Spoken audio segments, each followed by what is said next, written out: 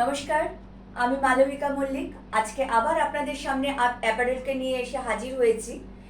আজকে আপনাদের কাছে যে মানে খবরটা দিতে চাই সেটা হলো, আজকে আমি যে শাড়িটা পরে আছি সেই শাড়িটা যদি আপনারা পেতে চান তাহলে আমাকে এই শাড়িটার একটা স্ক্রিনশট নিয়ে আমাকে হোয়াটসঅ্যাপ করবেন 8902180836 নাম্বারে।